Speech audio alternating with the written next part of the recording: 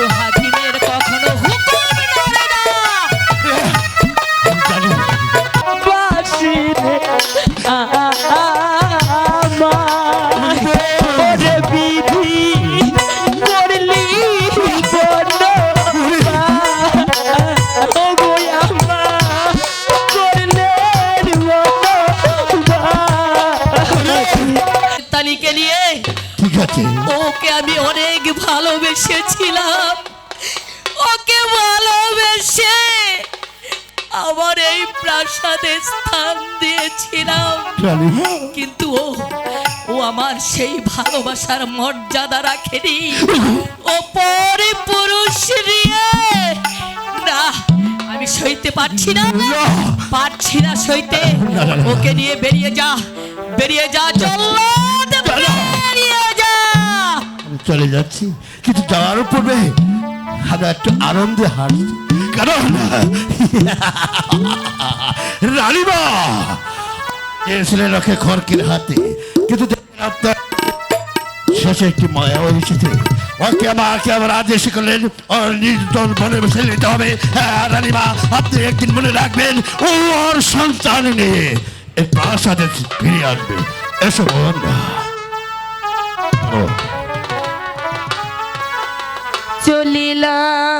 চলিলাম জনমের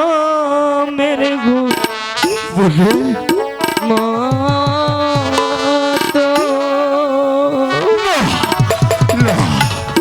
ও গোয়ামায় করলা বন চলিলা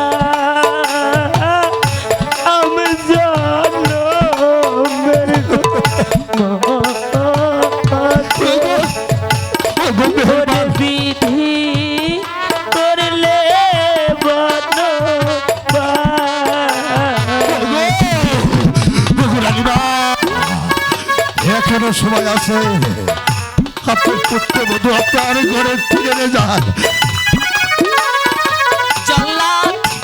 কেন বুঝতে পারছিস না?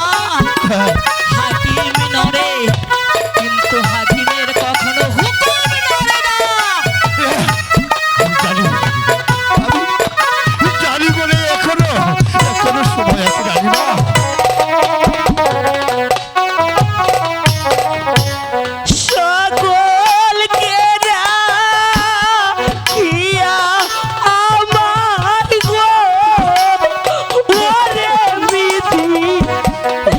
করলি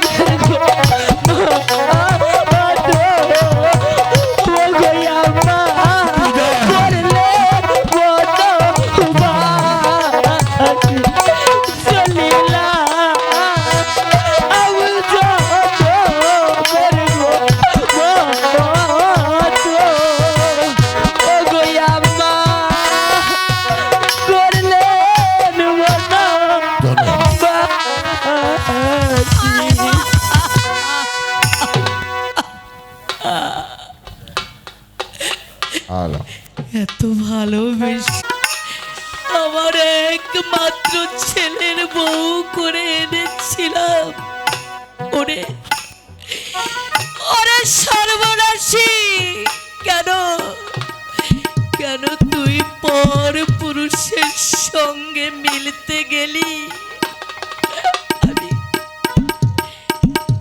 আমি যে পারছি না, আমি যে পারছি না, আমি যে পারছি না।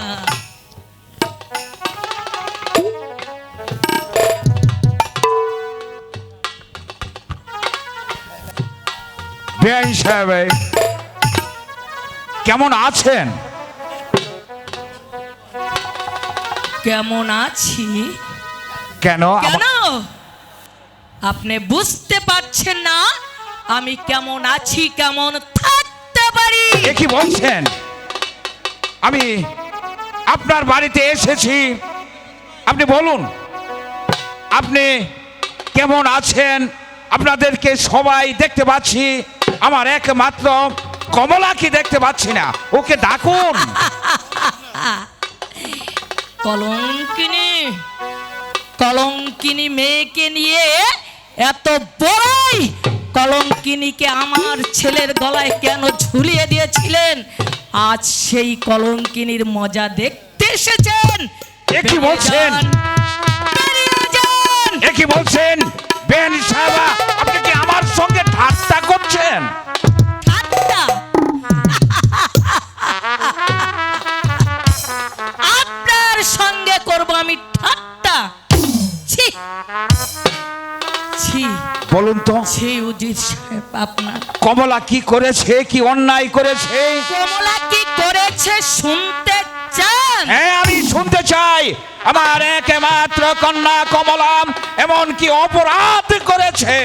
আমার ছেলে গিয়েছে 12 বৎসরের জন্য বাণিজ্যে, আর সেই সুযোগে আপনার কন্যা পর পুরুষের সঙ্গে মেলামেশা করেছে। আর কি শুনতে চান? বলুন।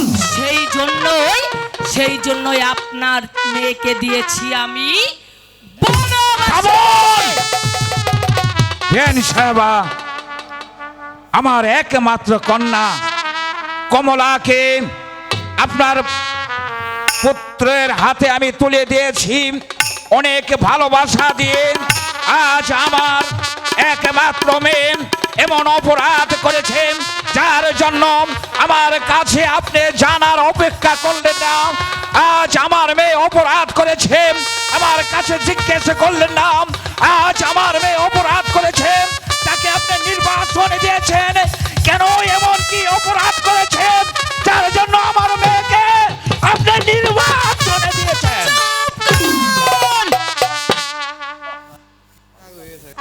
বেআইন সাহেবা, বলেছি না আমি এমন মেয়ে জন্ম দেয়নি যে আপনাদের উঁচু মাথাটাকে মাটির সঙ্গে মিশিয়ে দেবে। এই মেয়ে আমার উঁচু মাথাকে মিশিয়ে দিয়েছে।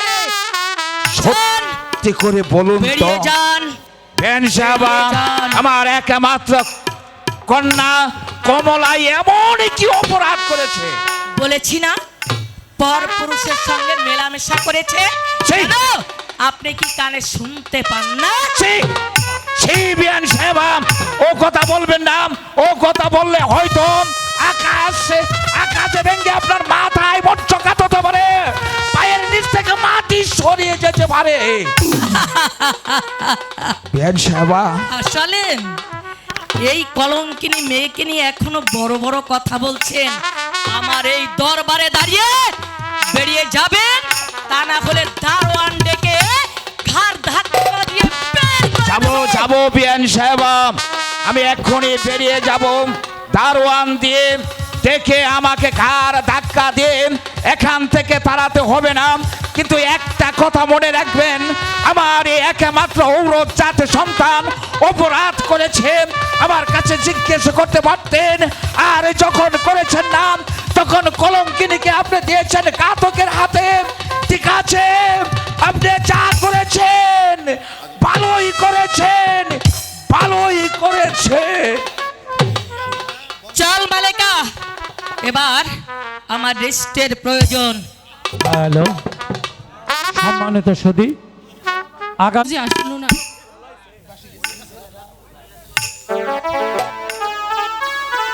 অপমান অপমান অপমান অপমান! ওগো স্বামী, মা কমলার খবর কি? কমলা, কমলা, ওই মুখে তুমি কমলার কথা বলবে না। কমলা, কমলা যে কলঙ্কিনী। হে কি বলছেন? আমি বিশ্বাস করি না। আমার কমলা কলঙ্কিনী হতে পারে না। বিশ্বাস তো আমিও করিনি, কিন্তু বিশ্বাসের মধ্যে এমন বিষের ফনা ডরে বিষ ঢেলে দিয়েছে, আমার কলিজা ফেটে চৌচির হয়ে যাচ্ছে। না স্বামী, আমি কিছুতে মানতে পারতেছি না। আমার মা কমলা কলঙ্কিনী হতে পারে না। আমি বিশ্বাস দেখো, করি না। আমি এত আশা করে লালন পালন করে আমি এত ভালোবেসে কমলাকে বিবাহর উপযুক্ত হয়ে আমি একটা ভালো পাত্রের হাতে আমি তুলে দিয়েছি, বাদশা জামালের হাতে। তার সুখ সইল না, সেই রাজপুকে সেই প্রেমের অনুমোদনা সহ্য করতে না পারে একটা পরপুরুষের সঙ্গে অবাধে মেলামেশা করেছে। হ্যাঁ কি বলছেন স্বামী? হ্যাঁ কি শুনলাম আমি? হ্যাঁ, কমলাকে সেই নির্বাসনে দিয়েছে। আমিও চাই সেই মেয়ের মুখ আমি দর্শন করতে চাই না, যে মেয়ে পিতার নামে কলঙ্ক রটাতে পারে। সেই মেয়েকে আমি যদি আমার চোখের সম্মুখে পেতাম, তাকে আমি নিজ হাতে হত্যা করতাম। না স্বামী, এ কথা বলবেন না আপনি। আমার ধৈর্যের ভাত ভেঙে গেছে। এই, কে আছিস? মহারাজ বলেন। আজ থেকে এই রাজ্যে ঘোষণা করে দেবি, কোন দুঃখী কাঙ্গাল যেন এই রাজ্যের মধ্যে প্রবেশ করতে না ঠিক পারে। আছে দাদা। আদেশ করেন মহারাজ।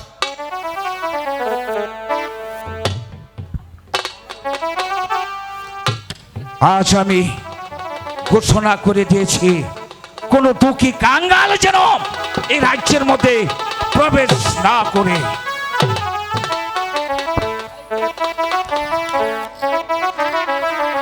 এসো এসো আহ,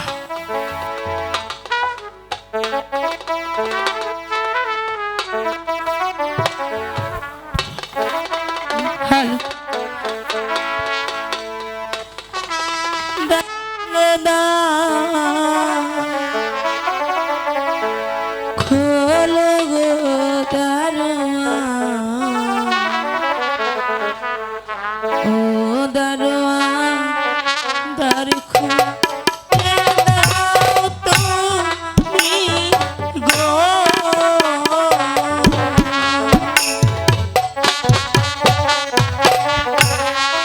দ্বার খুলো, দ্বার খোলো গো দারোয়ান, তুমি গো।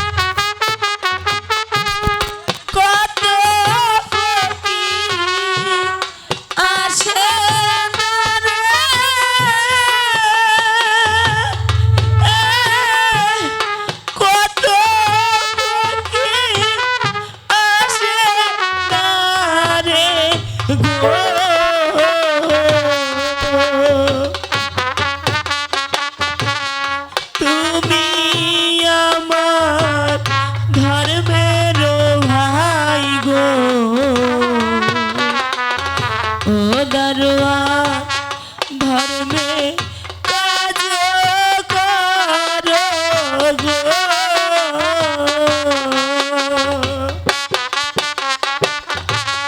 দ্বার